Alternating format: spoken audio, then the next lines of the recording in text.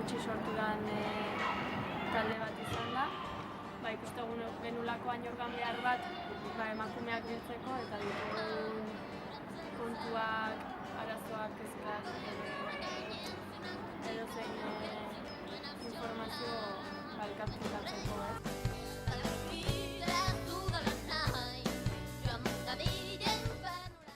Lekuan lekuko emakume taldeak sortzea niretzako goxa handia da eta gune hauek bizirik mantendu behar dira, benetan hortik sortzen dena ez da beste taldeetan sortzen.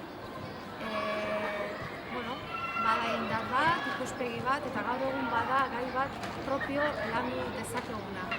Pixkanaka aurrera doan arren gaur egun oraindik emakume izateak trabak baditu eta nahiz eta gu kontzientziatuta egon errealitatea oraindik oso matxista da.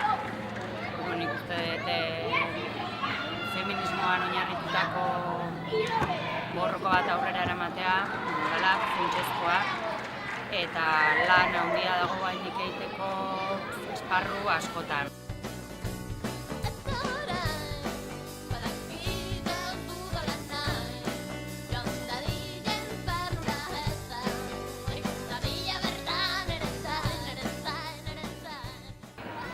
Auzoan gaurko prestatu direnak, biharko prestatu direnak, ikusi ditut nola gazteak prestatzen ibili dian, da horrek ere poxa handia eman dit.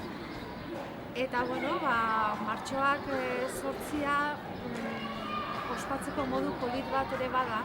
Elkarrekin jolastu egin dugu, kirola edo plaza hartu dugu, eta adin ezberdineko emakumeak ezagunak, oso txikia dalako, baina elkarrekin gauzak egiten igual ez. Eta, polita izan da, bere duritasun, lotxa puntuak, izan dira, baina polita da.